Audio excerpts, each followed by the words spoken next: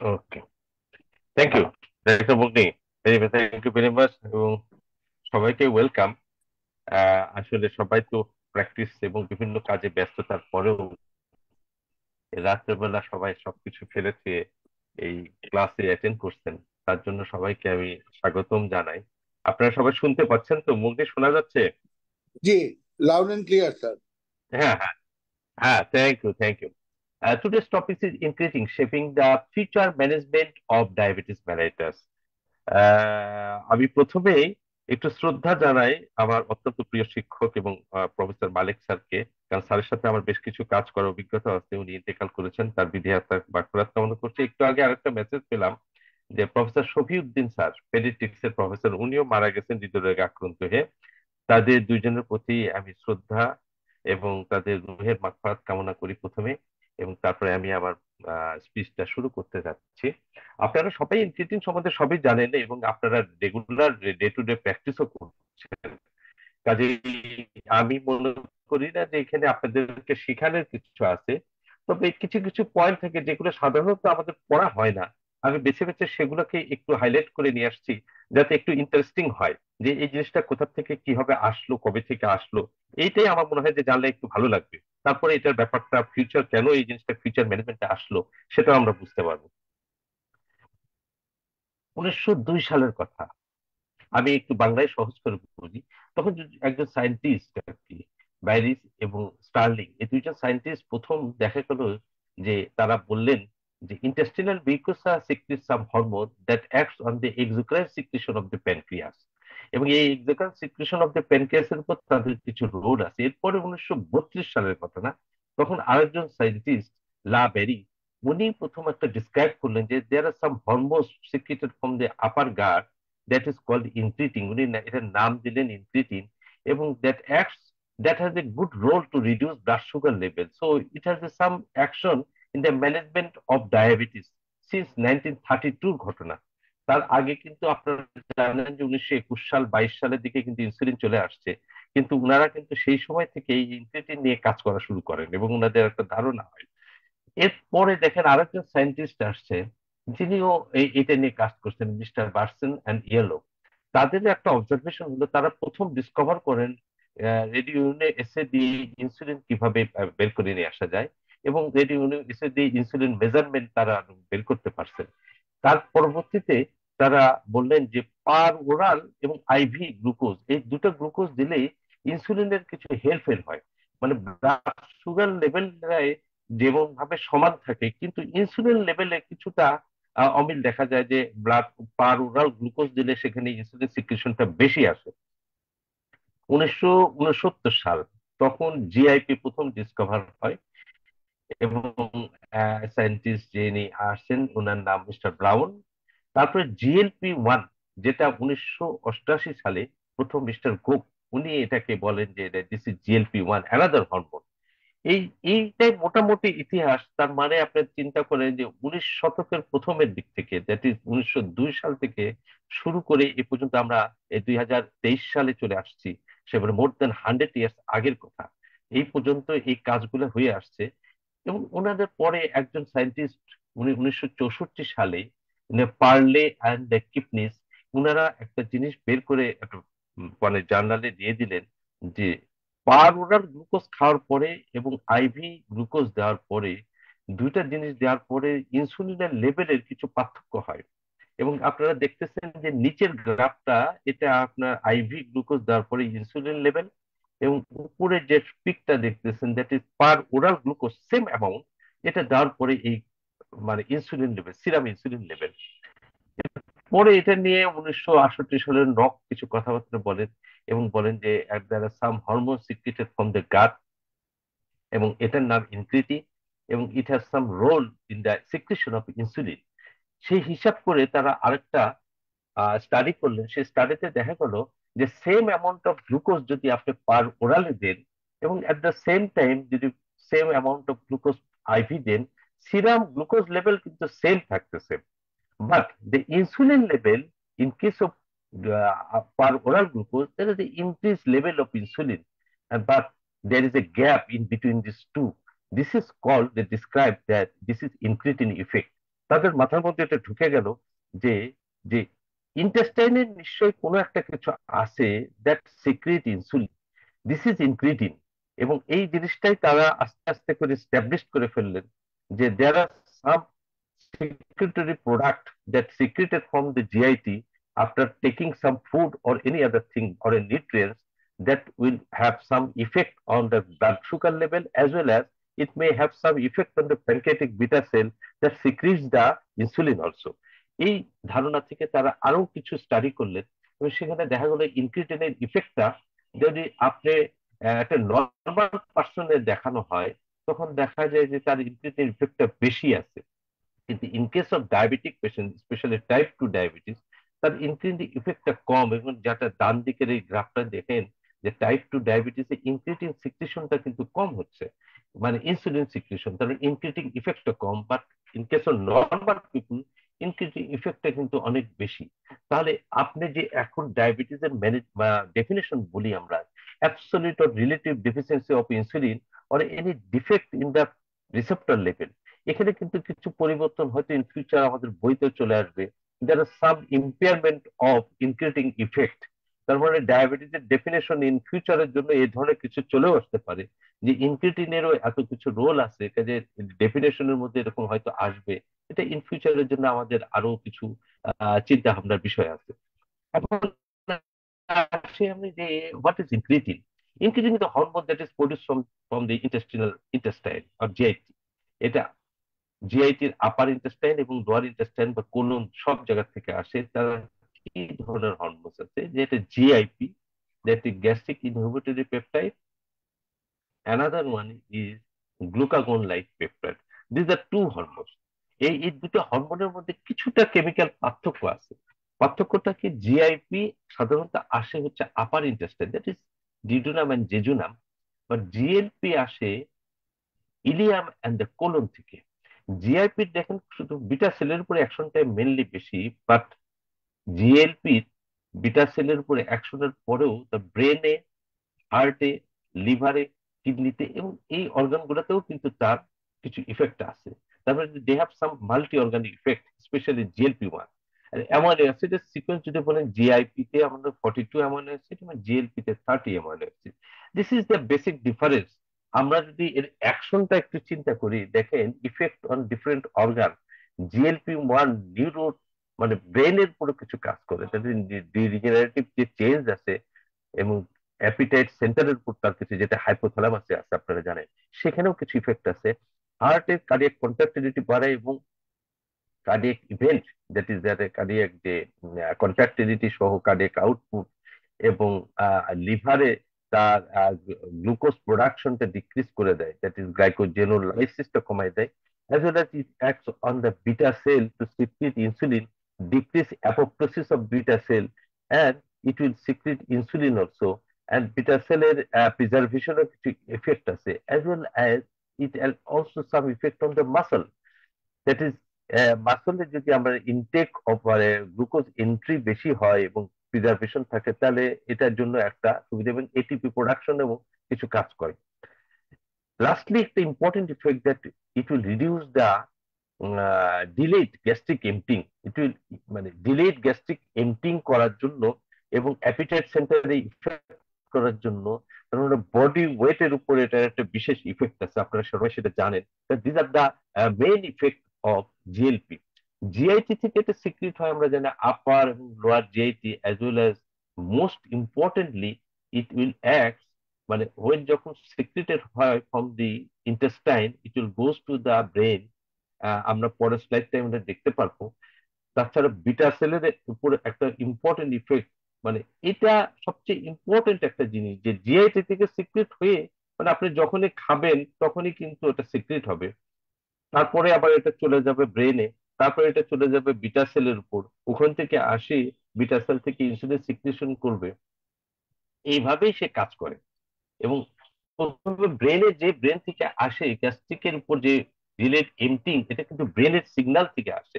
কারণ গ্যাস্ট্রিক এমটিংটা তো অবশ্যই সেন্ট্রাল নার্ভাস সিস্টেমের একটা অটোনমিক সিস্টেমের উপর, তার মানে এটা ওই সিস্টেমটাকেও রেগুলেট করতেছে থ্রু ব্রেন, যাতে ফুড পার্টিকেলটা সহজেই ইন্টেস্টাইন মানে স্টমাক থেকে ইন্টেস্টাইনে চলে না যায়। তাহলে delayed gastric emptying is an important one, as well as it will act on the hypothalamus and thalamus, যেখানে আমাদের অ্যাপিটাইট এন্ড স্যাটিয়াইটি সেন্টার আছে, সেখানে সবসময় স্যাটিয়াইটি সেন্টারকে স্যাটিসফাই করে রাখে। তাহলে it will reduce on appetite also. এখন দেখেন, এই যে একটা স্টাডি হয়, সেখানে একটা প্ল্যাসিবো এবং একটা ডায়াবেটিক পেশেন্ট, মানে যাদেরকে আমরা জিএলপি দিছি, তাদের মধ্যে কি ডিফারেন্স হয়। তাদের কিন্তু দেখা যাচ্ছে বডি ওয়েট রিডাকশন, মানে ডিলেড গ্যাস্ট্রিক এমটিং। এবং দেখেন প্ল্যাসিবোতে উপরেরটা, তার চাইতে নিচে যে ডিলেড গ্যাস্ট্রিক এমটিং, যাদের আমরা জিএলপি দিচ্ছি তাদের কিন্তু ডিলেড গ্যাস্ট্রিক এমটিং হচ্ছে, কিন্তু প্ল্যাসিবোতে তারা একটা same amount of liquid food দেওয়ার পরে দেখা গেল যে নর্মাল পিপুলের গ্যাস্ট্রিক এমটিং এর চাইতে জিএলপি যাদেরকে দেওয়া হলো, তাদেরকে কিন্তু গ্যাস্ট্রিক এমটিংটা আরো স্লো হচ্ছে। এটা একটা, এটা আরেকটা একটা স্লাইড দেখেন, এখানে আমরা দেখতে পাচ্ছি যে নর্মাল পিপুলের জন্য যে পরিমাণ জিএলপি 1 সিক্রিট হয়, তার চাইতে তার পরের যে গ্রাফটা গ্রিন কালারের, সেটা হচ্ছে আইজিটি পেশেন্টের, তার জিএলপি সিক্রিশনটা কিন্তু কম থাকে। তার নিচে যে ব্লু কালারের ইয়েতে দেখতে পাচ্ছেন গ্রাফটা, সেটা একটা ডায়াবেটিক পেশেন্টের।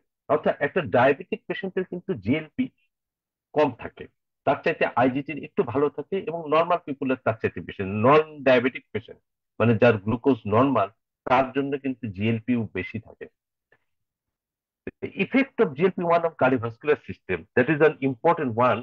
ইনক্রিটিন, যে কথাটা বারবার বলি আমরা, যে ইনক্রিটিন দিয়ে আমাদের মাল্টি অর্গান, আমাদের কিছু বেনিফিশিয়াল ইফেক্ট হবে। তাহলে it will reduce the blood pressure, lipid প্রোফাইলকে ইমপ্রুভ করে, এবং এটা বিএনপি কে কমায় দেয়। Cardiac myocardial contraction as well reduce infarct size as well as reduce the inflammatory effect, যেটা সিআরপি, এটাকেও ডিক্রিজ করে। অ্যান্টি ইনফ্লামেটরি, এটা ইম্পর্টেন্ট ওয়ান। এবং সিআরপি দিয়ে কিন্তু এখন স্ট্রোকের পেশেন্টেরও অনেক কিছু সিআরপির সাথে রিলেট করা হয়। আমরা আরো কিছু দেখবো, যে দেখেন যে এখানে আমরা কার্ডিয়াক কন্ট্রাক্টিলিটি বাড়ানো, ডিক্রিজ ইনফ্লামেশন, ডিক্রিজ এলভি ফাংশনকে ইমপ্রুভ করা, এবং অক্সিডেটিভ স্ট্রেসটাকে মানে কমাই দিয়ে, আপনি যদি এন্ডোথেলিয়ামের চিন্তা করেন, smooth muscle proliferation, anti inflammatory effect, regenerative capacity, these are the all the effect of GLP 1, as well as effect on GLP-1 on renal system. এখানেও decrease oxygen consumption as well as improve the GFR. এটা proof আমরা কিভাবে পেলাম, পরে আমরা বিভিন্ন study থেকে এটা বের হয়ে আসবে, যে how it will act on the kidney and how will reduce the BP. তাহলে decrease sodium retention, that is increase the sodium excretion as well as it will decrease the blood pressure. মানে renal সিস্টেমের উপর GLP 1 এর বেশ কিছু কাজ আছে। Renal সিস্টেমে কি কি জিনিস রিস্ক ফ্যাক্টর হয়, একটা পেশেন্টের হাইপার গ্লাইসেমিয়া থাকে, তার হাইপার গ্লাইসেমিয়া যদি থাকে, তাহলে এই GLP 1 it will reduce the blood sugar level, তাহলে সে আস্তে করে অবশ্যই একটা রিস্ক ফ্যাক্টর কমালো। It will reduce the body weight, obesity is another risk factor. It will reduce the inflammation, anti inflammatory property. তাহলে এই জিনিসগুলা লিপিড প্রোফাইলও কমাবে, তাহলে অ্যাথেরোস্ক্লেরোসিসটাকে কমাই দিচ্ছে। All this effect on kidney disease, যে একটা পেশেন্টের, ডায়াবেটিক পেশেন্টের, তার জন্য সবচেয়ে রিস্ক থাকে দুটা জিনিস, একটা হার্ট আর একটা কিডনি। এই কিডনিতে যদি আমরা বেনিফিশিয়ারি ইফেক্ট গুলো নিয়ে আসতে পারি by giving the GLP 1 anyway, it will have a very good effect. Not necessarily it will reduce the blood sugar level, it will reduce the hemoglobin A1C level, as well as it will protect the heart. It will have some protective effect as well as beneficial effect on heart. It will have some good effect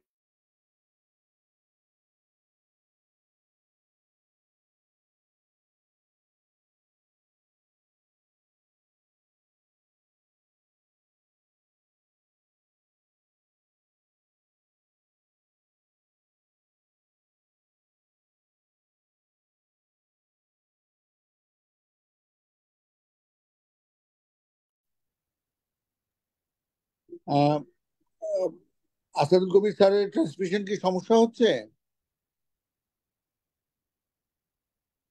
doctor সৈকত বেক্সিমকো, আপনি শুনতে পাচ্ছেন আমাকে?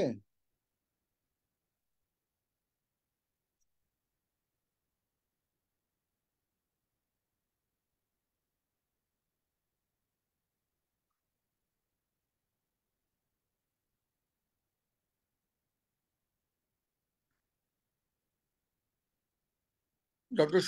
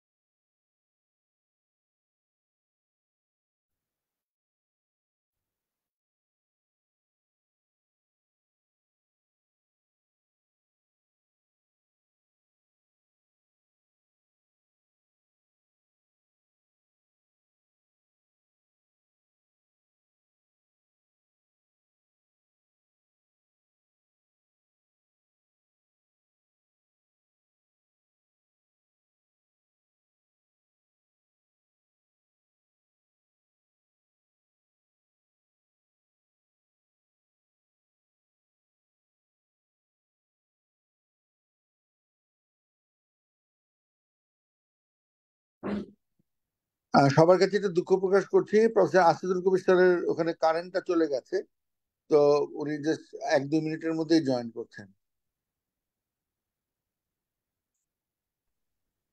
শুনতে পাচ্ছেন আমাকে, হ্যাঁ doctor হ্যাঁ, ফিরোজ? শুনতে পাচ্ছি। হ্যাঁ, জি এবার স্যার, শুনতে পাচ্ছ? Welcome back. ওয়েলকাম ব্যাক, হ্যাঁ ইয়েস। হ্যাঁ হ্যাঁ, ওকে ওকে ওকে, দাঁড়া আমি স্লাইড শেয়ারটা দিয়ে দিই।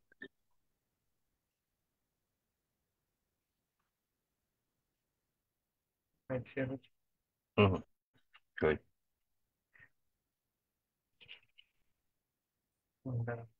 এই যে এটা।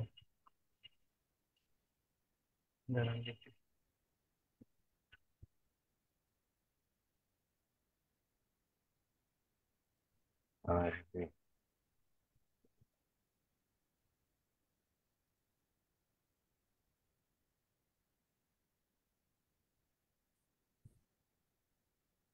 হুম, তাহলে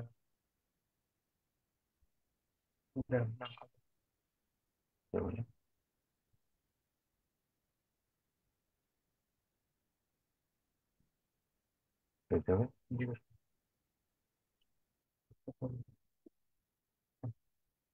কিভাবে? এটা এটা সরে যেতে হবে। হ্যাঁ, আমার মনে হয় এই এই রেডার সিস্টেমে ছিলাম, তাই না? হয়ে গেল।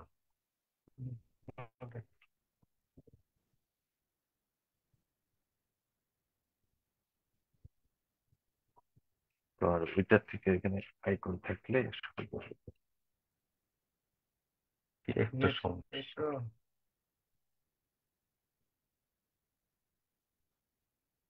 হুম, এটা এটা এটাতে ছিলাম সম্ভবত, তাই না? এটি it causes delayed gastric emptying, শোনা যাচ্ছে ডাক্তার মুগনি? মুগনি শোনা যাচ্ছে? জি, yes sir, loud and clear. হ্যাঁ হ্যাঁ, ওকে। তাহলে এটি reduce the gastric emptying when দেখ, আর জানি না কেন তাই।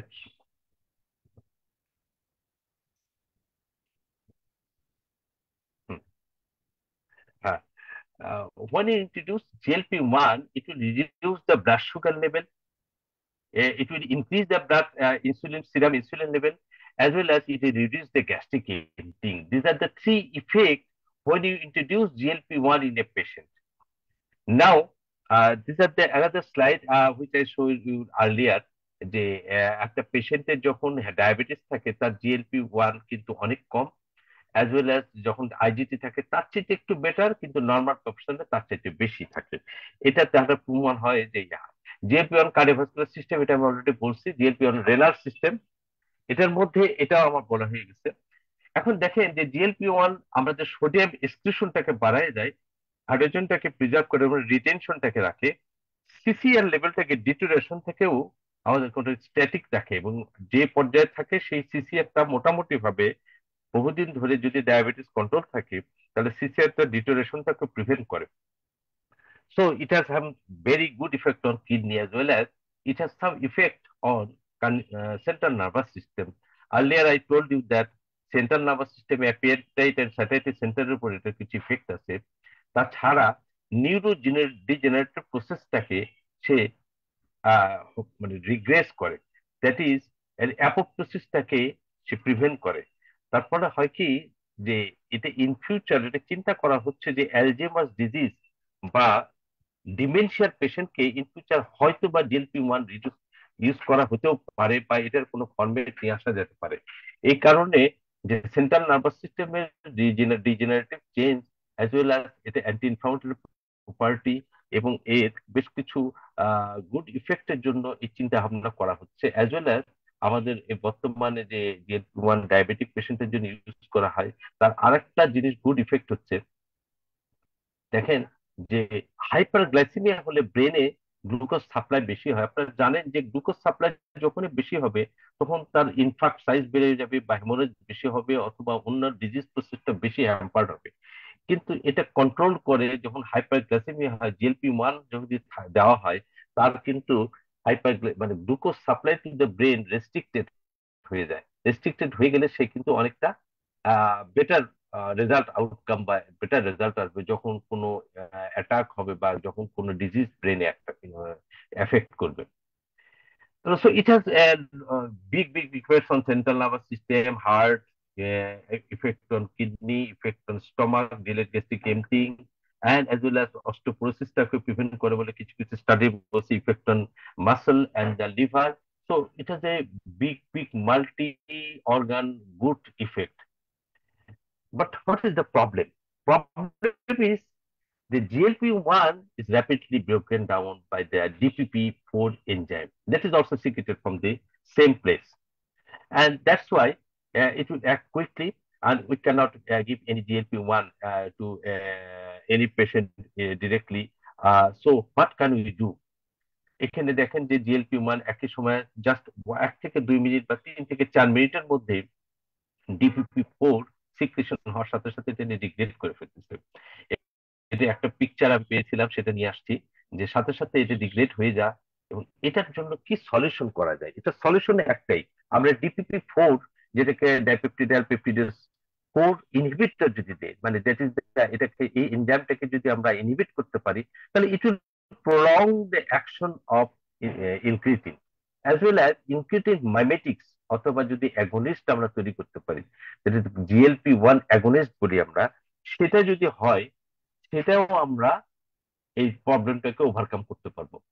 ফর হুইচ এখানে দেখে যে একটা পেশেন্ট খাওয়ার পরে তার যে হরমোনটা আসছে, সেই হরমোনটার সাথে সাথে DPP-4 কে যদি আমরা ইনহিবিট করি, সাথে সাথে সেই ইট will act on the beta sell, increase the insulin secretion, as well as it has some other effects also, delayed gastric emptying and other things, and it will act on the prolonged action অন্যান্য অর্গানও করবে। তাহলে DPP-4 inhibit করে আমরা ইনকিটিনের অ্যাকশনটাকে আমরা বাড়ায় নিতে পারি। আর আমাদের DPP-4 ইনহিবিটর কিন্তু বাজারে অনেকগুলো আছে, know it, vildagliptin, sitagliptin, linagliptin, saxagliptin, and recently omarigliptin, যেটা long long half life recently বাজারে এসে গেছে। আমাদের এটার মধ্যে বেশ কিছু স্টাডি হয়, যখন স্টাডি করা হয় এই স্টাডির রেজাল্টের মধ্যে আমরা দেখব যেখানে কোন কোন গ্লিপটিন গুলাতে বেশি ভালো কাজ হচ্ছে এবং কোনগুলা দিয়ে আমরা কাজ করতে পারি, এবং অল দিস থিংস। কিন্তু কাদেরকে আমরা এই ইনগ্রিডিয়েন্ট গুলা ইউজ করতে পারি, সেটার জন্য আমাদের বেশ কিছু জিনিস আছে, যে হঠাৎ indication are when to prescribe gliptin. যে কোনো টাইপ 2 পেশেন্টকে আপনারা দিতে পারেন, all age group, all gender, all races, any type of cardiac patient ও রেনাল ডিজিজের সবগুলো গ্লিপটিন দেওয়া যায় না, আমরা স্টাডি রিপোর্টে ওটা বের হয়ে আসবে। এবং এবং in combination with other oral anti diabetic agent as well as in addition to insulin also. So it is a very big indication of prescribing DPP-4 inhibitor.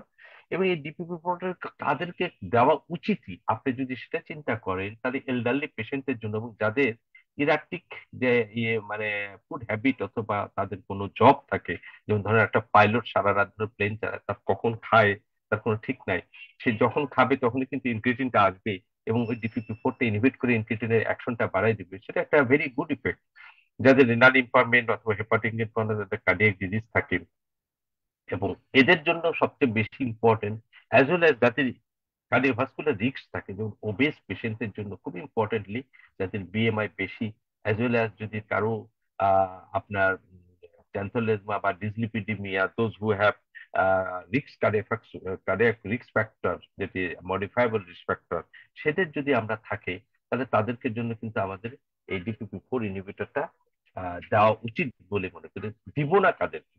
when not to prescribe type 1 diabetes, প্রয়োজন নাই। Pregnancy, lactation, এদেরকেও আমরা দিব না। Severe renal failure, সাধারণত লিনাগ্লিপটিনটাকে দেওয়া হয় এখন পর্যন্ত, কিন্তু সিভিয়ার সিস্টেমিক যদি মানে হার্ট ফেলিওর বা যদি কোনো হেপাটিক ফেলিওর হয় বা হাইপার সেন্সিটিভিটি রিয়াকশন হয়, in that case it is better not to give incretins in those patient. There are some side effect also. এবং এখানে একটা জিনিস হচ্ছে যে কোন DPP-4 কতটুকু ডোজে দেওয়া হয়, আপনারা জানেন, এটা নিয়ে আর ডিসকাশন করার খুব বেশি প্রয়োজন নাই। Side effect very less. বেশিরভাগ ক্ষেত্রে দেখা যায় যে নেজোফ্যারেঞ্জাইটিস অথবা upper respiratory tract infection is common in all types of gliptins, excepting some drugs causes headache also. So it's very less amount, এবং দেখা যায় DPP-4 inhibitor is very much well tolerated drug. Patient usually do not complain anything. There are some trials. এই DPP-4 একটা oral drug, এবং oral ড্রাগটা অনেকগুলা trial হয়। তার মধ্যে আমি ইম্পর্টেন্ট যে একটা ট্রায়ালকে একটু সামনে নিয়ে আসছি, কার্মিলিনা ট্রায়াল। এটা প্লাসিবোর সাথে লিনাগ্লিপটিনের একটা কম্পারেটিভ স্টাডি করা হয়। স্টাডিটার সময় এটাকে আমাদের মেজর যে ইভেন্ট গুলো হয়, যেটা হচ্ছে ডায়াবেটিক পেশেন্টের জন্য কার্ডিয়াক এন্ড রেনাল ইভেন্ট, এই কার্ডিয়াক ইভেন্টের যেটা প্রাইমারি আউটকাম এবং সেকেন্ডারি আউটকাম রেনাল ইফেক্টের জন্য, কার্ডিয়াক ইভেন্টের জন্য non fatal MI, non fatal stroke এবং কার্ডিওভাস্কুলার ডেথ, এটা কতটুকু কমায় সেটা নিয়ে স্টাডি করা হয়। As well as on renal ইফেক্টে যে জিনিসগুলো দেখা হয়েছে, যে জিএফআর বা অ্যালবুমিনুরিয়া বা অ্যালবুমিন ক্রিয়েটিন রেশিও এবং cause due to renal disease etcetera, এই জিনিসগুলোকে আমরা প্রাইমারি আর সেকেন্ডারি আউটকামে স্টাডি করা হয়। স্টাডি রিপোর্টটা আপনারা দেখেন যে বেশ কিছু রিডাকশন হয় after giving those who have received linagliptin in comparative two placebo. এখানে 12% বা কোনোটা 16%, 15% cardiovascular mortality as well as delayed stroke এইটাকে প্রিভেন্ট করে। as well as এই ট্রায়ালের মাধ্যমে দেখা গেছে যে overall cardiovascular mortality as well as cardiovascular risk factor decrease and renal output, এই প্রত্যেকটাকে ইজিএফআর এবং অন্যান্য ইফেক্টের উপরে যে ভেরি গুড ইফেক্ট, যেটা কার্মিলিনা স্টাডিতে এই রেজাল্টটা আসে। তাতে এখানে দেখা গেল যে কার্মিলিনা স্টাডিতে প্রিজার্ভেশন অফ দি ইয়াতে, এটি একই কথা আমাদের বারবার বলার দরকার নাই যে এটা সিকিডি পেশেন্ট এবং কার্ডিয়াক ডিজিজের পেশেন্টের জন্য ইট has some beneficiary effect to reduce the complication of diabetes on heart and kidney. It is overall it is reduction হয়। অল দি গ্লিপটিনস এর একটা স্টাডিতে দেখা গেছে যে সবগুলোতেই আমরা এই ইভেন্ট পেলেও কোনো কোনোটাতে হচ্ছে বেশি, কিন্তু রেনাল সিস্টেমের উপর আমরা অল স্টেজেস অফ রেনাল ডিজিজে লিনাগ্লিপটিনের রেজাল্টটাকেই হাইলাইট করা হয়েছে। অন্যান্য গ্লিপটিনস এর এখানে আনসার্টেন রেজাল্ট যে রেনাল সিস্টেমের উপর। দ্যাটস ওয়াই আমরা লিনাগ্লিপটিনকে এমন অল দিস গ্লিপটিনস এটাকে একটু প্রায়োরিটি দেওয়া হয়েছে। দেন একটা স্টাডি হয়, সেটা হচ্ছে যে আদার অ্যান্টি ডায়াবেটিক এজেন্টের সাথে লিনাগ্লিপটিনের কম্পারেটিভ স্টাডি। এখানে দেখেন যে লিনাগ্লিপটিন যদি দেওয়া হয় in comparative study with glimepiride, that is a secretogogue that acts on the beta cell, that is called the beta cell stimulant. এটা দেওয়ার পরে রেজাল্টটা যে hypoglycemic effect by after giving linagliptin is less in comparison to glimepiride, but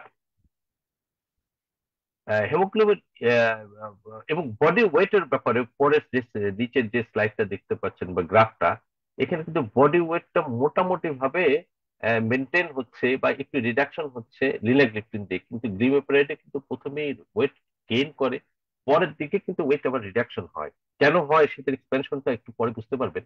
যে haemoglobin এ1সি প্রথমে দেখেন এই গ্রাফটাতে linagliptin যেভাবে হিমোগ্লোবিন এ1সি মেনটেন করে, প্রথমে কিন্তু হিউজ হিমোগ্লোবিন এ1সি রিডাকশন করে এবং পোস্টপ্রান্ডিয়াল গ্লুকোজটাকে কমায়, দ্যাট ইজ গ্লিমেপ্রাইড। কিন্তু after a period beta cell exhausted হয়ে যায়, যখন বিটা সেল ডিস্ট্রাকশন হয়ে যায়, দেন সিক্রেট ইনসুলিন, তখন দেখা যায় যে আর ওই হাইপারগ্লাইসেমিক স্টেটে আবার সে ফিরে যায় এবং হিমোগ্লোবিন এ1সি আর সে আগের মতো মেনটেন করতে পারে না। কিন্তু সাস্টেনেবল হিমোগ্লোবিন এ1সি অলমোস্ট লিনাক্রিপ্টিং একটা প্রলংড অ্যাকশন আছে। এখানে ওই হাইপোগ্লাইসেমিক ইফেক্টের বিভিন্ন লেভেল দেখানো হয়েছে, যে hypoglycaemic is less common, level 1, level 2, level 3 সব অল এসপেক্টে এবং প্রলং পিরিয়ডের পরেও লিনাক্রিপ্টিনের ইফেক্ট, hypoglycaemic effect is very very less. না, দুটা ট্রায়ালে প্রায় 7,000 থেকে 7,000-এর কাছাকাছি, দুটা ট্রায়াল মিলে প্রায় 13,000-এর উপর পেশেন্টের উপর স্টাডি হয়। এই যোগ করলে আমাদের রেজাল্টটা দেখা গেল যে ইফিকেসি এবং সেফটির দিক থেকে linagliptin is a very good drug with safety profile regarding the cardiovascular as well as renal safety। সব দিক থেকে মোটামুটি ভাবে যে DPP-4 এর ইনহিবিটরের মধ্যে সবগুলা ড্রাগের ভালো, তার মধ্যে একটু বেটার কোয়ালিটিতে আসে বা সেফলি আপনি ইউজ করতে পারেন লিনাক্রিপ্টিনকে। নাও ওরাল ড্রাগের পরে আমাদের জিএলপি অ্যাগনিস্ট, যেটা বলতেছিলাম যে জিএলপি, দ্যাট ইজ ইনক্রিটিং মাইমেটিক্স। এই ইনক্রিটিং মাইমেটিক্সটা অনেকগুলো আসে। 2013 সালের দিকে আমাদের এখানে এক্সিনাটাইড আসে, তারপরে ডুরাগ্লুটাইড, লিনাক্রিটাইড, দেন লিক্সিনেটাইড এক্সেট্রা আসে। রিসেন্টলি সিমাগ্লুটাইড, এটা বেশ বাজারে অনেকদিন হলে আসছে এবং এটা অনেকগুলো ট্রায়াল আসছে, যে দুইটা ফর্মে আসছে। একটা হচ্ছে প্যারেন্টাল রুটে আর একটা ওরাল রুটে। মানে গ্র্যাজুয়ালি আজকে আমাদের টপিকস নিয়ে যে আমরা ইনক্রিটিং কোনটাকে আমরা ইউজ করতে পারি ওরাল ড্রাগ দিয়ে, তার মধ্যে কিন্তু এখানে একমাত্র সিমাগ্লুটাইডটাই আসছে যেটা ওরাল ফর্মে চলে আসছে। আমরা একটা একটা করে ট্রায়ালের একটু অল্প অংশ দেখব, আপনাদেরকে বেশি বিরক্ত করবো না, কারণ আপনাদের হয়তো বোর লেগে যেতে পারে। ইনক্রিটিং বায়োমেট্রিক্স আপনারা জানেন, এক্সিনাটাইড প্রথমে আসে এবং এটা সাবকিউটেনিয়াসলি টুয়াইস ডেইলি ইউজ করা হতো। এবং এটা প্রথম যখন আসে তখন কিন্তু যারা ওবেস পেশেন্ট তাদেরকে খুব ইন্সপায়ার করা হয়। অ্যাট দ্যাট টাইম আমি জাস্ট একটা ফ্রেশ ডাক্তার হিসেবেও অনেক আহ, কেউ আমি প্রেসক্রাইব করি যে আপনারা নেন, এবং অনেকে অ্যানোরেক্সিয়া রসিয়া হয়, কিন্তু বডি রিডাকশনের ক্ষেত্রে কিন্তু ভালোই ছিল। সায়েন্টিস্টরা এটাকে কিছুটা আপগ্রেড করার চেষ্টা করছে, যে DPP-4 ইনঅ্যাক্টিভেশন করা, এটা যেহেতু এটা ইনঅ্যাক্টিভ করে না, কারণ এর যে অ্যামাইনো অ্যাসিড আছে এই অ্যামাইনো অ্যাসিডের কিন্তু 100%-কে সরানো হয় না, কিছু রাখে দেওয়া হয়। এবং এটা কিন্তু কাজ করে কিন্তু ইনকিটিং মাইমেটিক্স, দ্যাট ইজ ইনকিটিং যেভাবে কাজ করে সেভাবে কাজ করে, কিন্তু DPP-4 যেটা সিক্রেট হয় সে কিন্তু কিন্তু এটাকে ভাঙতে পারে না। এইভাবে এটাকে কিন্তু তৈরি করা হয়েছে। এরপরে আমরা দেখলাম যে লিরাগ্লুটাইড নিয়ে কিছু স্টাডি হয়, যেটা লিডার ট্রায়াল। লিডার ট্রায়াল করা প্লাসিবোর সাথে ইফেক্ট করে দেখা গেল যে মেজর অ্যাথেরোস্ক্লেরোটিক কার্ডিওভাস্কুলার ইভেন্ট এটাকে বেশ ভালোই রিডাকশন করতে পারে liraglutide, as well as reduce the body weight এবং গুড গ্লাইসেমিক স্ট্যাটাসও মেনটেন হয়। তাহলে এখানে আমাদের রিনাল এবং কার্ডিয়াক সেফটি প্রোফাইলে আমাদের দেখলাম যে primary and secondary outcome after giving liraglutide is very good. There after dulaglutide নিয়েও কিন্তু কিছু স্টাডি হয়, সেখানে কিছু কিছু ডেথের ক্ষেত্রে দেখা গেল যে খুব একটা ইম্প্রুভমেন্ট নাই, কিন্তু এমনি নন ফ্যাটাল স্ট্রোক, নন ফ্যাটাল এমআই এগুলোকে ডিক্রিজ করতে পারে। কিন্তু রেনাল সেফটি বা অন্যান্য ক্ষেত্রে খুব বেশি গুড রেজাল্ট না হওয়াতে ডুরাগ্লুটাইড নিয়ে আমাদের খুব বেশি আগ্রহ হয় না। কিন্তু সিমাগ্লুটাইড যখন চলে আসে তখন সবাই এটা নিয়ে বেশি স্টাডিতে ঝাঁপায় পড়ে এবং অনেকগুলো ট্রায়াল হয়, তার মধ্যে sustain 6 trial, that is an important one. এবং এই সিমাগ্লুটাইড উইথ প্লাসিবো, এখানে আমাদের বেশ কিছু স্টাডি রিপোর্টে দেখা গেল যে significantly reduce the primary outcome, যেটা আমরা আগের ট্রায়ালে দেখছি, এবং secondary outcome that is renal এবং cardiac safety, as well as it will reduce the cardiovascular event, and it will reduce the decrease the renal deterioration, as well as it will এটাকে বেশ ভালোই significant এটা কমাই নিয়ে আসতে পারে। এবং তো all glutide, that is the semaglutide, liraglutide, এরপরে আসতেছে হচ্ছে ডুরাগ্লুটাইড। তার মধ্যে সিমাগ্লুটাইডের effect on reducing haemoglobin A1C safety profile as well as reduce the cardiovascular renal outcome, সব দিক থেকে দেখা যাচ্ছে যে semaglutide is superior to other drug. এবং দেখেন এখানে বেশ কিছু ট্রায়াল হয়, harmony trial, leader trial, then হচ্ছে যে ডিফারেন্ট ট্রায়ালস এর মধ্যে এর সেফটি প্রোফাইল কিন্তু দেখা গেছে যে ওয়ানের নিচে আছে। এবং এই সেফটি প্রোফাইলে মেন দুটা অর্গানকে ইনভলভ করা হয়, তার মধ্যে হচ্ছে কার্ডিয়াক, রেনাল এবং কিছু কিছু ক্ষেত্রে ব্রেনকেও ইনভলভ করা হয়, যে ডিটোরেশন অফ মানে বা স্ট্রোক কেও বেশি ইনভলভ করা হয়। তাতে দেখা গেল যে সিমাগ্লুটাইডটা বেশ ইম্পর্টেন্টলি সিগনিফিকেন্ট রোল প্লে করে। এবং সেফটি প্রোফাইলে দেখা যাচ্ছে যে সবগুলোই সেফট আছে, কিছুটা কোনোটা কম কোনোটা বেশি। এবং এটাতে সমস্ত ডাটার একটা ইন্টারপ্রিটেশন দেওয়া হয়, এবং দেখা গেল যে all the incretin mimetics are very good. এবং among this semaglutide is exceptionally good। এবং সেফটি প্রোফাইলে আপনি যদি কার্ডিয়াক সেফটি এবং রেনাল সেফটিতে দেখেন, all drugs are safe, but semaglutide is more safe. But রেটিনোপ্যাথির ক্ষেত্রে কিছুটা প্ল্যাসিবোর সাথে কন্ট্রোল করে দেখা গেছে কোনো কোনো ট্রায়ালে একটু কম মানে beneficiary effect as well as কোনো বেনিফিট নাই। ওই ভবিষ্যতে হয়তো আমরা জানতে পারবো যে সিমাগ্লুটাইডের কোন ফর্ম বা কোনটাতে কিভাবে রেটিনোপ্যাথি, কারণ রেটিনোপ্যাথি নিয়ে কিন্তু এখনো অনেক কাজ হচ্ছে। খুব মানে কোনোটাই কিন্তু অত ভালো রেজাল্ট আসে নাই যতটা আমরা কার্ডিয়াক এন্ড রেনাল সেফটিতে পাইছি। Thereafter, scientists think about the oral form of semaglutide. They treat the semaglutide with a chain and some chemicals and something to reduce the degradation when you take orally. That is the important part, by which semaglutide comes to the market with a oral form। এবং এই oral ফর্মে study করে দেখা গেল যে সবচেয়ে standard dose হচ্ছে 50 মিলিগ্রামকে। এর বাইরে হয়তো আরো পরে স্টাডিতে আরো কিছু বের হয়ে আসবে।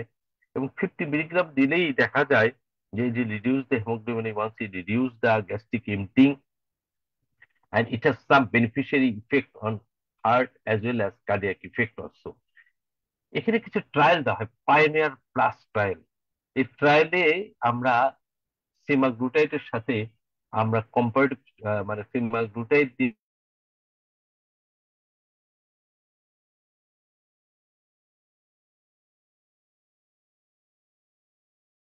বডি ওয়েট রিডাকশন, বিএমআই কমায়, এবং এখানে কিন্তু কম হচ্ছে। এই পাইনিয়ার প্লাস ট্রায়ালে আমরা এই ইফেক্টটা পাওয়ার পরে আমরা আরেকটা ট্রায়াল, যেহেতু এখানে দেখেন যে বডি ওয়েট রিডাকশনে কিন্তু খুব ইম্পর্টেন্টলি একটা রোল প্লে করে।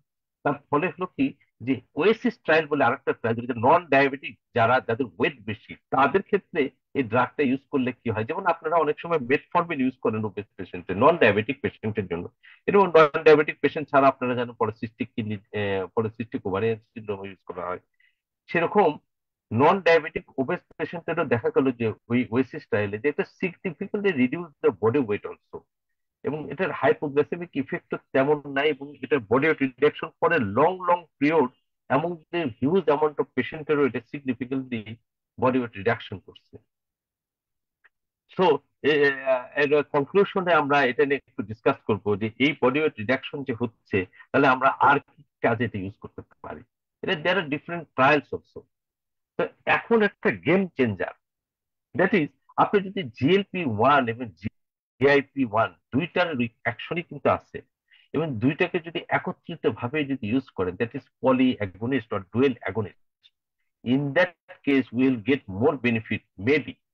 এই পলি অ্যাগোনিস্টের মধ্যে আমাদের আছে টিরজেপাইড, নতুন যেটা কিছুটা বাজারে আসছে।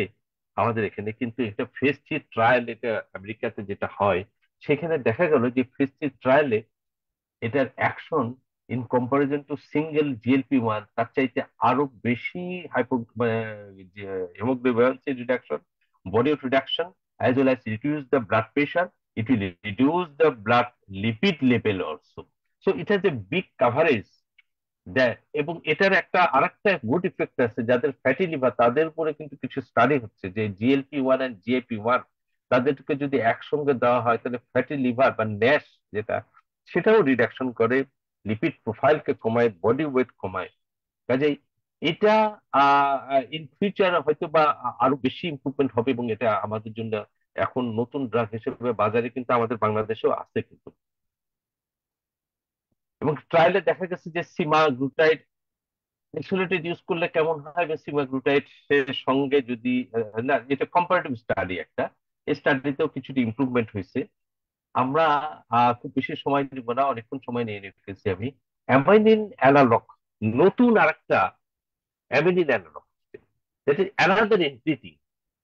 এই ইনক্রিটিংটা নতুন আসছে, এবং এই ইনক্রিটিংটা আমরা জিএলপি, জিআইপি এবং থার্ড একটা অ্যামাইলিন অ্যানালগ, দ্যাট ইজ ক্যাগরিলিনটাইড, এটা আরেকটা ইনক্রিটিং। এই ইনক্রিটিংটা রিসেন্টলি ডিসকভার হয়, এবং এই ইনক্রিটিংটাকেও আমরা একটা স্টাডিতে দেখলাম যে এটা দেওয়ার পরে হিমোগ্লোবিন এ1সি কম, বডি ওয়েট রিডাকশন হচ্ছে। এবং if you compare with the, they add semaglutide, সিমাগ্লুটাইডের সাথে এই অ্যামাইনিন অ্যানালগটা ইউজ করে দেখছে যে আরো বেশি বেটার ইফেক্ট পাওয়া যাচ্ছে। সিমাতে যতটুকু রিডাকশন হচ্ছে তার চাইতে আরো একটু বেশি হচ্ছে।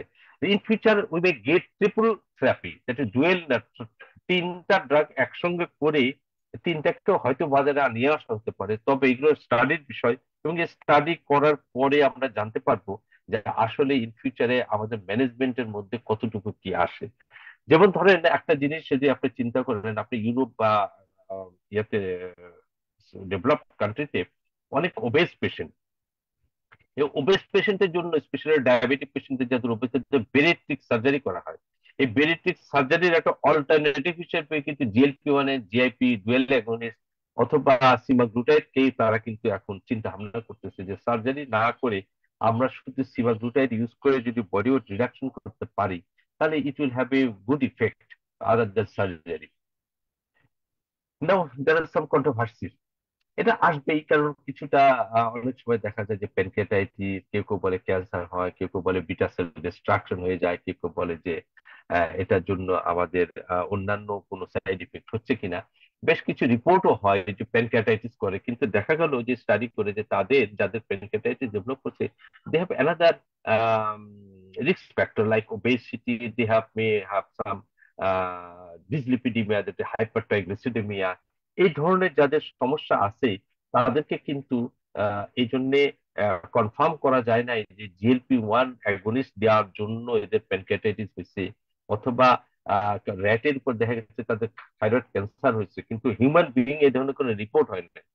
এই ধরনের কোনো রিপোর্ট ওইভাবে সিগনিফিকেন্টলি হয় নাই। তাদের দেখা যাচ্ছে যে অন্য কোনো সমস্যা ছিল, অথবা এদের সাথে কোনো রিলেশন সাইন্টিফিক্যালি প্রুভও করা যায় না। What you want, just obese patient or a slim person? That is your choice. A physician is the main judge who when to prescribe, what to prescribe. You must think all the things. You must always think the patient's benefit. So, any obese patient যখন আপনি তাকে prescribe করে এরকম একটা slim বানাই দিতে পারবেন এবং তার ডায়াবেটিস কন্ট্রোল করে দিতে পারবেন, যখন তার কার্ডিয়াক ইভেন্ট কমাই দিতে পারবেন, রেনাল সেফটি ম্যানেজমেন্ট করতে পারবেন, তাহলে অবশ্যই আপনি চিন্তা করবেন। ইন ফিউচার সবসময় চিন্তা করা হচ্ছে যে এই জিএলপি-1 এন্ড জিআইপি-1 অথবা এই ধরনের ড্রাগ কি ফার্স্ট লাইনে আনা যায় কিনা। কনক্লুশনে এইটুকু কথাই বলবো যে ফিউচার ড্রাগ হিসাবে, যেটা আজকের মেন টাইটেল ছিল যে ফিউচার শেপিং, মানে shaping of ingredients in future management of diabetes, এবং এটা ওরাল ফর্মে কিন্তু এই জন্য এই দুটো ড্রাগকে বেশি নিয়ে আসা হয়েছে, DPP-4 অ্যাজ ওয়েল অ্যাজ সিমাগ্লুটাইড। এবং এরপরে হয়তো আরো গ্লুটাইড আসে যাবে, যাদেরও ওরাল ফর্ম আসে যাবে, যার জন্য দেখা যাবে যে in future this may be the first line of drug, specially those who have obeys, specially those who have cardiovascular risk, especially those who have renal involvement, especially those who have dyslipidemia and hypertension. In all aspects, you may prescribe in future the first line drug is GLP-1 or GIP and GLP combination, or maybe a triple combination also. আমার মনে হয় যে আমি যতটুকু পারছি আপনাদেরকে কিছুটা গল্পের আকারে চেষ্টা করছি, যে সবকিছু বুঝাই দেওয়ার জন্য যে ওরাল ফর্মে আমরা সবাই চাই, কারণ কেউ নিডল প্রিক খেতে চায় না। যে নিডল প্রিক যদি না খেতে চায় তাদেরকে কিন্তু আমরা ফার্স্ট লাইন ড্রাগ এতদিন মেটফর্মিন, হয়তো বা আরো তাড়াতাড়ি কোনো গাইডলাইন তো আপনারা জানেনই প্রতিনিয়ত চেঞ্জ হচ্ছে। In future maybe the incretins is the first line drug, especially those who have cardiovascular and renal, as well as those who have hypertension, those who have obesity, and etc. আরেকটা important জিনিস হচ্ছে যে বেরিট্রিক surgery replacement হিসেবে কিন্তু এখন অনেকগুলো study হচ্ছে যে বেরিট্রিক সার্জারি না করে একটা গ্রুপকে দেখি আউটপুটটা কেমন হয় যাদেরকে সিমাগ্লুটাইড দেওয়া হয়, এই ধরনের অনেকগুলো অলরেডি অপারেশন বা স্টাডি ট্রায়ালে চলতেছে। Future will say what will be the future management of diabetes. Thank you very much. আপনাদের অনেকেই বোধহয় মানে বেশ রাত্রি হওয়াতে একটু কষ্ট লাগছে আর কি, যে এত ইনক্রিটিং নিয়ে এতগুলো কথা বলা হলো। আমি চেষ্টা করছি হিস্টোরিক্যাল ব্যাকগ্রাউন্ড থেকে শুরু করে যতটুকু পারা যায় আর কি। আহ, আজকের thank you so much sir. সেমিনারের জানি না কে আছেন, সিনিয়র স্যাররা হয়তো কেউ থাকলেও থাকতে পারেন। আমি জানি না যে কতটুকু আমি আপনাদেরকে ইনফরমেশন গুলো দিতে পারছি। আপনাদের সবারই এক্সপিরিয়েন্স আছে, এবং আমি মনে করি যে এই এক্সপিরিয়েন্স গুলোর মধ্যে যদি একটু চিন্তা ভাবনা আর একটু সোজা করা যায় আর কি। Thank you very much, doctor Mugni. Sir thank you sir, thank you sir. Sir, we are very glad that I see our very respected Madam Professor Kanis Maula Madam and our respected Sir Professor Zakir Hussain Sir is with us. So I would request Professor Kanis Maula Madam to give a few comments about her current practice of oral diabetic agents in her diabetic patients. Kanis Maula Madam, শুনতে পাচ্ছেন kindly? Madam কি আছেন আমাদের সাথে? দেন ম্যাডামকে দেখা যাচ্ছে, but somehow madam. Professor Zakir Hossain sir শুনতে পাচ্ছেন কাইন্ডলি?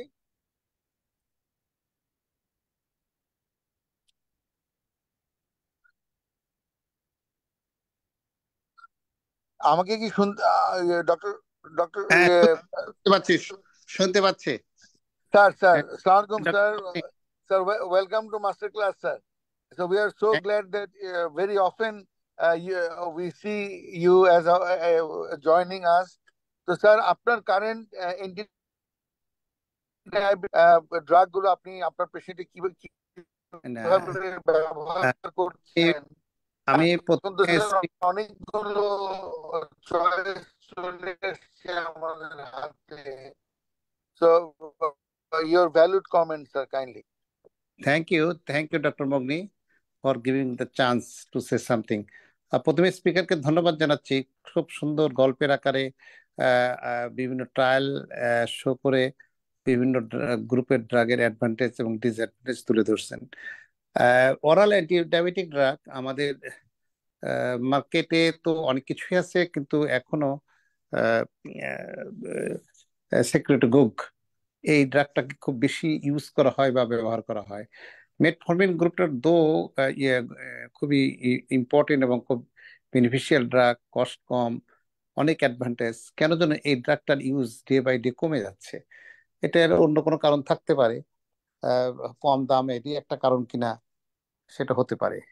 কিন্তু এখন SGLT2, হ্যাঁ, কম দাম এটা একটা কারণ হতে পারে, কারণ কম দামের ওষুধ মার্কেট থেকে আউট। এখন অ্যামক্সিসিলিন অ্যান্টিবায়োটিক মার্কেটে পাওয়া যায় না, থাইমক্সিল লিখলে 10টা দোকান ঘুরেও পাওয়া যায় না। কিন্তু যদি আমরা সেপিক মানে সেপিকজিম লিখি অথবা সেপোটিল লিখি, এগুলো কিন্তু অ্যাভেলেবল, কিন্তু থাইমক্সিল অথবা অ্যামক্সিসিলিন কিন্তু আর মার্কেটে নাই। আমি এর মাঝখানে 2-3টে প্রেসক্রিপশন করেছিলাম, এসে পড়ে যে স্যার কোনো দোকানে পাচ্ছি না। যাই হোক, এই মেটফরমিনের ভাগ্যে কি সেটি হলো কিনা, কম দামটাই তার একটা মানে অযোগ্যতা। কারণ বিজনেস একটা বিশাল জিনিস সব সেক্টরেই। তো এখন আমি Sir, বলবো sir, sorry to interrupt, sir. Sir, kindly যদি একটু শেয়ার করেন যে এখন স্যার আপনি পার্সোনালি স্যার আপনার ডায়াবেটিক পেশেন্টদেরকে কি ধরনের ড্রাগ দিয়ে আপনি ইউজুয়ালি ট্রিট করেন এবং আপনার এক্সপিরিয়েন্স স্যার, আমার ফিডব্যাক কেমন এক্সপিরিয়েন্স, পাচ্ছেন? আমি মেটফরমিন গ্রুপ, GLT2 রিসেন্টলি বেশ ব্যবহার করতেছি, এবং DPP4, এই তিনটেই ইউজ করতেছি, এবং খুব ভালো কন্ট্রোল। বিশেষ করে GLT2 এম্পা গ্রুপটা অত্যন্ত সুন্দরভাবে কাজ করে। তবে এটা ব্যবহার করার আগে পেশেন্টের ওয়েটের ব্যাপারে খেয়াল রাখতে হয়, এবং ইউটি আছে কিনা, এবং পেশেন্টকে ইনস্ট্রাকশন দিতে হয় যে একটু পানি বেশি খাবেন। এই তিনটে ব্যাপার কিন্তু এদের খুবই, কারণ ডায়াবেটিস খুব সুন্দর কন্ট্রোল হয়, এট the same time weight reduction হয়। সো আমি মনে করি এই গ্রুপের ড্রাগটা দাম একটু বেশি, বাট অত্যন্ত সুন্দর একটা ড্রাগ, এবং এটাতে ডায়াবেটিস কন্ট্রোল, ওয়েট রিডাকশন এবং কার্ডিওভাস্কুলার সেফটি তো আছেই। সো SGLT2 এটা আমি বলবো যে অত্যন্ত গুরুত্বপূর্ণ ড্রাগ। DPP4 এটাও, সাথে মেটফর্মিন। আদার দেন সেক্রেটোকোক, এই তিনটা ড্রাগটাকে আমি অরাল অ্যান্টিডায়াবেটিক হিসেবে খুব বেশি পছন্দ করি এবং রোগীদের ক্ষেত্রে অ্যাপ্লাই করে থাকি। স্যার যাকে স্যার ইনক্রিয়েটিং মাইমেটিক্স ইউজ করছেন নাকি স্যার? কাউকে ইনকেটিং পেশেন্ট আমি করছেন? খুব খুব খুব বেশি ইউজ করি নাই, দুই একটা ইউজ করেছি। ইনকেটিং মাইমেটিক তাদের ক্ষেত্রে রেসপন্স ভালো। আমি হ্যাঁ, সব মিলিয়ে 8-10টা পেশেন্ট ইউজ করেছি, একটা ক্ষেত্রে হ্যাঁ। রেসপন্স পাই, বাকি সবগুলোর ক্ষেত্রে রেসপন্স ভালো পেয়েছে। থ্যাংক ওইটা ইউ স্যার, এখন thank you so much sir. এখন তো স্যার ওরাল সিমাগ্লুটারাইড চলে আসছে, এখন ইউজ ওরাল করা যাবে হয়তো স্যার, এখন কারণ ওরাল অনেক যেটা ইনজেকশন আছে দিতে তার চায় না এরকম স্যার। দামটা একটু বেশি, ওরালটার দামটা হ্যাঁ, একটু বেশি তো। কিন্তু ইনজেক্টেবল উইকলি যেটা 0.25, সেটার দামটা হ্যাঁ। তো অনেক কোম্পানি 300-400 টাকার মধ্যে নিয়ে আসছে। এটা হুম। ইউজ করা অনেক সহজ, কিন্তু ওরালের দামটা অনেক বেশি। হ্যাঁ, ওরালের দামটা একটু বেশি হয়ে যায়। DPP-4ও স্যার একটা, কিন্তু ওই যে উমারি গুপ্ত যেটা 7 ডেজ, মানে প্রত্যেক সপ্তাহে একটা করে খেলে হয়, এখন নতুন যেটা আসছে স্যার, এটা আমি অবশ্য এখনো প্রেসক্রাইব করার সুযোগ হয় না, নাই, কিন্তু ওরা না, ওটা দেখলাম এখন নিয়ে আমি আসছে আর পাই। কি। হ্যাঁ, জি স্যার। তবে একটা জিনিস, প্রফেসর চপল, একটা জিনিস বলি, মেনি অফ দা জি sir. Many of the specialist, particularly যারা ডায়াবেটোলজিস্ট, তারা খুব কস্টলি ড্রাগ লিখতে বোধহয় কি বেশি কমফোর্ট ফিল করেন কিনা, এটা একটা বেশি মানে আমি, পছন্দ করে আর কি। এটা আমি ঠিক, আমার এটা মানে এটা অভিজ্ঞতা। আসলে স্যার কস্টলি ড্রাগ তো স্যার যাকে তাকে লেখা ঠিকও না, কারণ সবচেয়ে বড় কথা হচ্ছে যে সবসময় তার মেনটেন করতে হবে, একদিন খেলে তো হবে না।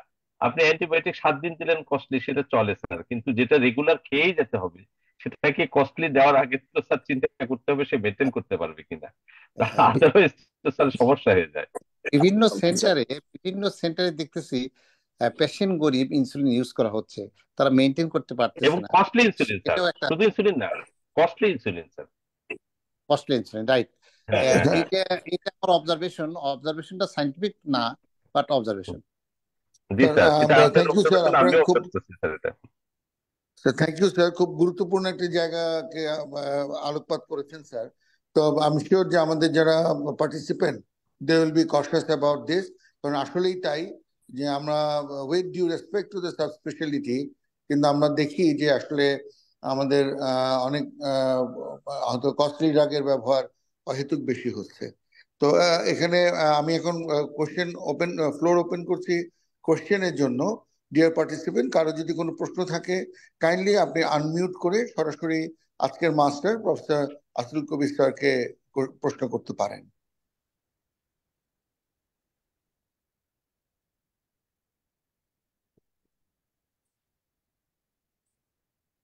Thank you sir. সবাই রাখছে। স্যার হ্যাঁ আমাকে বলেন। শোনা যাচ্ছে? Yes please, please ah, proceed. হ্যাঁ, হ্যাঁ, শোনা যাচ্ছে, বলেন। স্যার থ্যাংক ইউ স্যার আপনার খুব সুন্দর ক্লাসের জন্য। আমি ডাক্তার রতীন্দ্রনাথ মন্ডল, আমি রংপুরে আছি স্যার, প্রাইম হুম। মেডিকেলে অ্যাসোসিয়েট প্রফেসর হিসেবে। স্যার আমার জি। প্রশ্নটা হচ্ছে যে টাইপ 2 ডায়াবেটিক পেশেন্ট গুলো যখন ডায়াগনোসড হয়, তখন ইউজুয়ালি দেখা যায় যে ওভারঅল তাদের 50% বিটা সেল অলরেডি ডিস্ট্রয়েড হয়ে যায়। ডিস্ট্রাকশন। জি স্যার, তো এখন আমরা এই DPP-4 ইনহিবিটরস যদি আমরা ইউজ করি, তাহলে আলটিমেটলি হুম, তারা কিন্তু বিটা সেলের উপর কাজ করে ইনসুলিন সেক্রেশনটা বাড়ায়। তো হুম, এতে আপনি যদিও স্যার ট্রায়ালে দেখিয়েছেন যে DPP-4 ইনহিবিটরস গুলো দিলে হচ্ছে যে বিটা সেল প্রিজার্ভেশন হয় বা বিটা সেল গুলো প্রলিফারেশন হয়। তো হুম, এটা স্যার মানে তাহলে সেক্রেটোকুকুস গুলো they also acts on the beta cell and ultimately beta cell ম্যাচটা তারা কমায় বা বিটা সেল গুলোকে আরো এক্সস্টেড করে।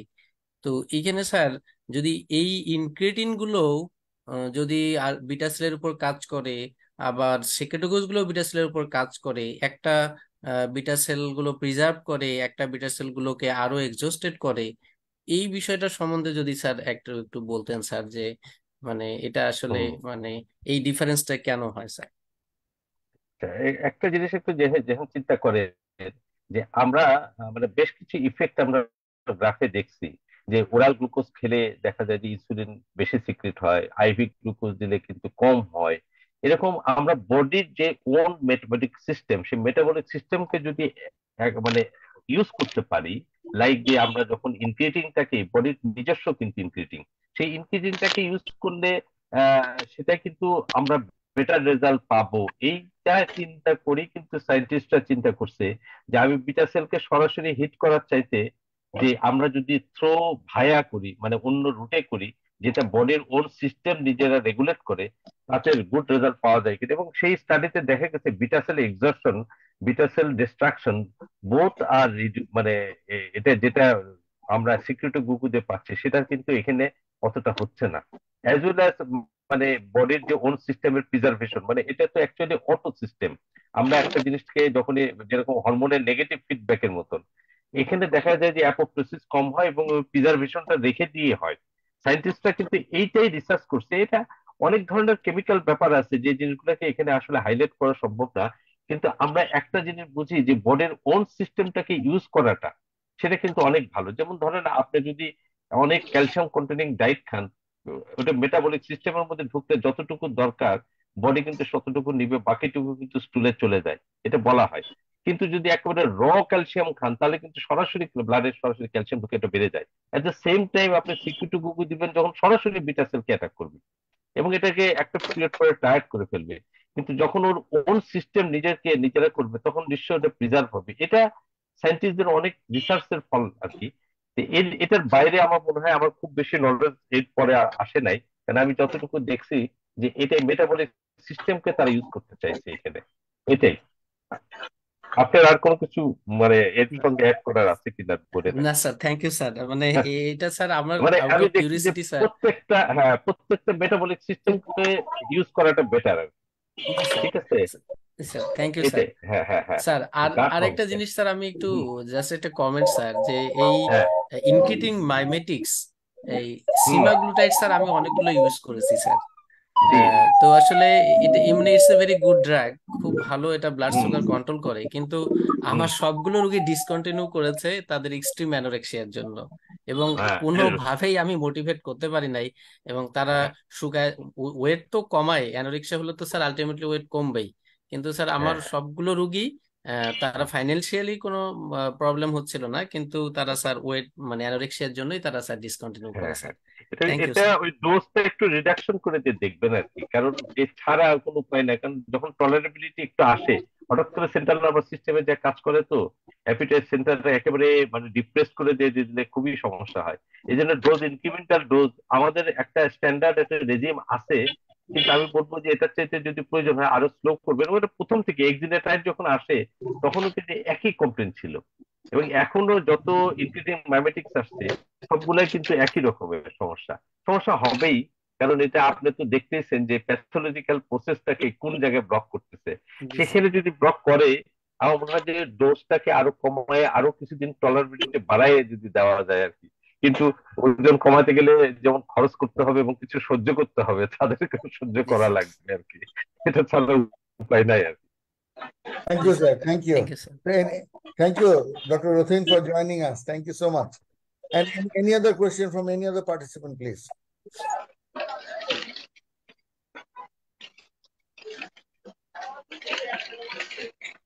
Then we are almost at the end of our session. I saw Dr. Shafiqul Bari is with us. Professor Bari, sir, are you with us still? Bari, sir, কি আছেন? হ্যাঁ মুগ্ধি, Yes, sir.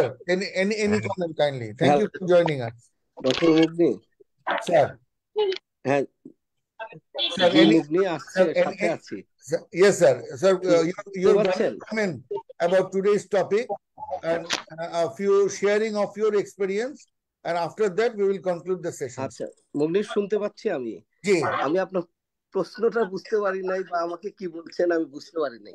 Sir, মানে আমাদের প্রশ্ন হচ্ছে, sir, প্রথমত আমাদের সাথে থাকার জন্য ধন্যবাদ, স্যার। এবং আচ্ছা আচ্ছা, বর্তমানে আপনার ব্যক্তিগত style of anti oral diabetic agent আপনি কিভাবে আপনার পেশেন্টদেরকে দিচ্ছেন, কেমন কোনগুলোতে আপনি বেটার রেজাল্ট পাচ্ছেন, and ultimately your valued comment regarding the oral anti-diabetic agent currently used in our practice. এই ব্যাপারে স্যার আপনার মতামত শুনতে চাচ্ছি, sir. Thank you doctor Mugdhi. Actually, I am also a diabetic patient. ঠিক আছে। Sir, Initially, I started with metformin, and later on, I added glimepiride add-on basis to control my diabetes. But sulphonyl urea যেটা আমি use করি তে কিছুদিন পরেই দেখি যে আসলে sulphonyl urea for the first time it works good, but আপনার যতই দিন যাবে sulphonyl urea is not a good drug at all. হ্যাঁ, এখন আমি ইউজ করছি আসলে সেমাগ্লুটাইড ইউজ করছি অ্যাড অন বেসিসে মেটফরমিনের সাথে। অ্যান্ড এই initially I started with initially 0.25 milligram weekly, and later on switched over to 0.5 milligram weekly. Excepting some anorexia, it has good tolerability, and also HbA1c good control করে এবং glycemic status good control করে, along with other diet control and exercise. আসলে এই drug গুলো আসেই তো আপনার হলো দুইটা সাইড, যে কার্ডিওভাস্কুলার আউটকাম ট্রায়ালের উপরে দিয়ে। GLP-1 রিসেপ্টর অ্যাগনিস্টের মূল জিনিসটা যেটা হলো কার্ডিওভাস্কুলার আউটকাম ট্রায়ালের রেজাল্ট, এবং এমফাগ্লিফ্লোজেন আসে আলটিমেটলি হার্ট ফেইলুর এবং রেনাল প্রোটেকশন, এই দুটা মিলে। তো এখন আমরা চয়েস করার ক্ষেত্রে যদি কার্ডিওভাস্কুলার, আমার তো মূল মর্টালিটি হলো কার্ডিওভাস্কুলার আউটকামটা প্রিভেন্ট করা। If I consider cardiovascular outcome and weight neutrality, GLP-1 receptor agonist is the best choice. And if we consider empagliflozin, যদি আপনি EGFR 30 ml এর উপরে থাকে এবং যদি প্রোটিনিউরিয়া থাকে, empagliflozin is a very good drug, কারণ it reduces the progression of renal CKD progression. তাই সেজন্য আমরা প্রত্যেকটা জিনিস ইন্ডিভিজুয়ালাইজ করব। ইন্ডিভিজুয়ালাইজ করে আসলে আমাকে দেখতে হবে যে আমরা কোন আউটকামটা আমাদের আসলে ইন্ডিভিজুয়াল পেশেন্টের জন্য দরকার। থার্ড ওয়ান, যে আমরা কনসিডার করার ক্ষেত্রে সবসময় আগে HbA1c টার্গেট করব। যদি আমাদের আসলে গরিব দেশের রেজিমেনও আছে যে metformin, sulphonylurea plus add on insulin, it's not a bad combination. আমি আসাদুল কবির স্যারকে ধন্যবাদ জানাবো, মানে এক্সেলেন্ট প্রেজেন্টেশন এর জন্য, কারণ অনেকগুলো ট্রায়ালের কথা উনি বলেছেন খুবই শর্ট পিরিয়ডের মধ্যে এবং খুব landmark trial. Thank you so much for excellent presentation. thank you. Thank you, Sir. Bari. Thank you. You have just echoed doctor Mogni, our thoughts. Doctor Mogni আমি একটু Sir. বলতে চাই। Ji sir, please sir. আচ্ছা, professor Asadul কবির, আমাদের জি sir. এমপা group ড্রাগের প্রাইসটার ব্যাপারে কোনো কিছু করার আছে কিনা? প্রাইসটা কি মানে এটাকে রিডিউস করার কোনো সুযোগ আছে কিনা?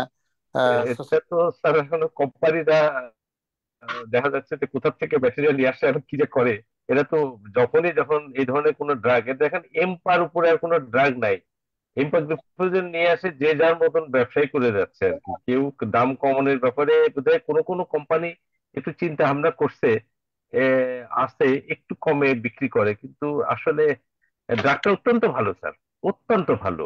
এবং আমি নিজেও প্রথমে কিন্তু যখন এটা গ্রহণ করি।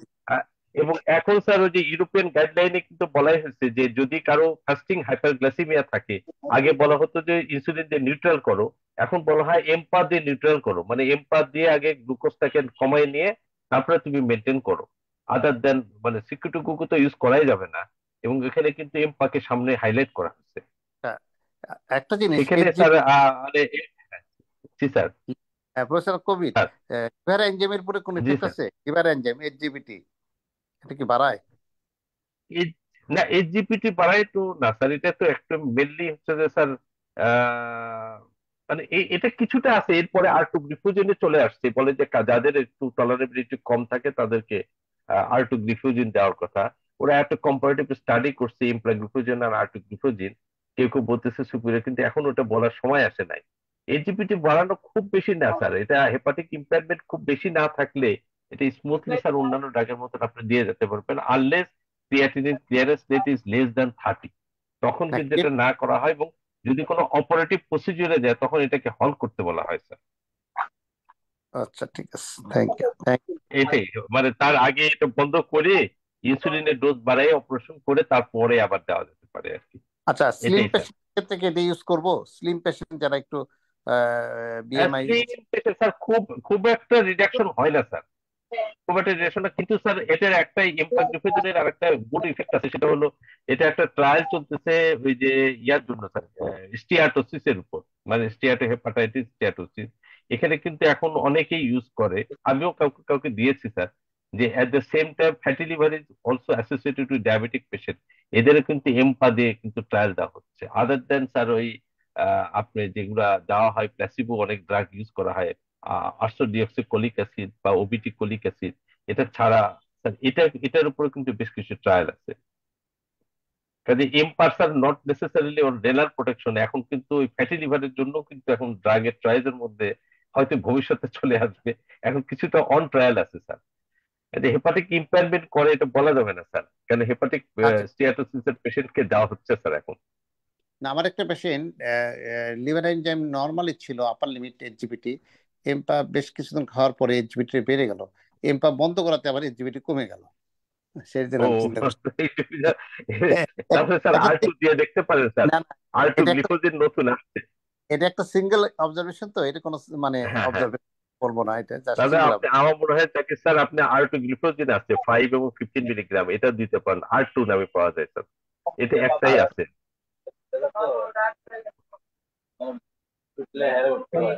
Thank you all for the হ্যাঁ, lively discussion.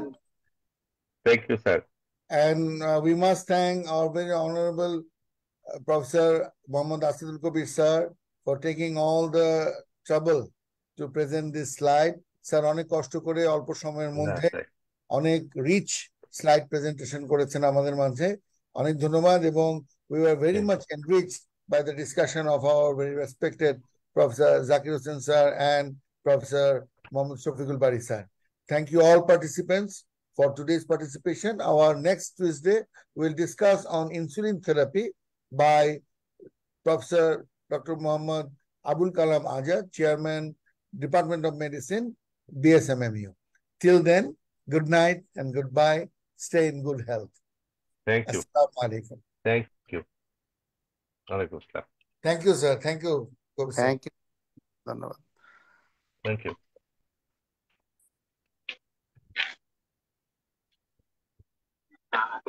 জয় হিন্দ, আউট করে দাও। মাঝে মাঝে কিন্তু হবে, বুঝলেন?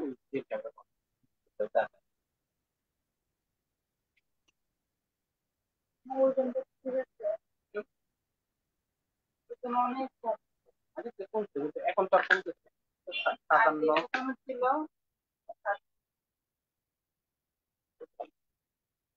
চাকরি করেন না, খাওয়া দাওয়া করলে ভালো, খাওয়া দাওয়া ভালো হবে।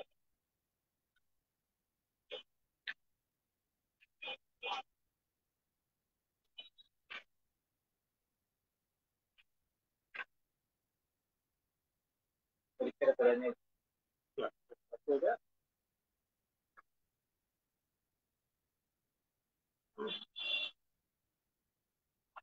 পরীক্ষা করে আমার এমএ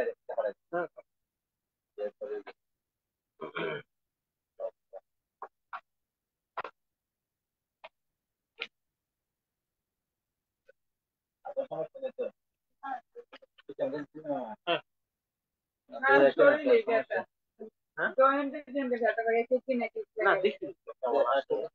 না,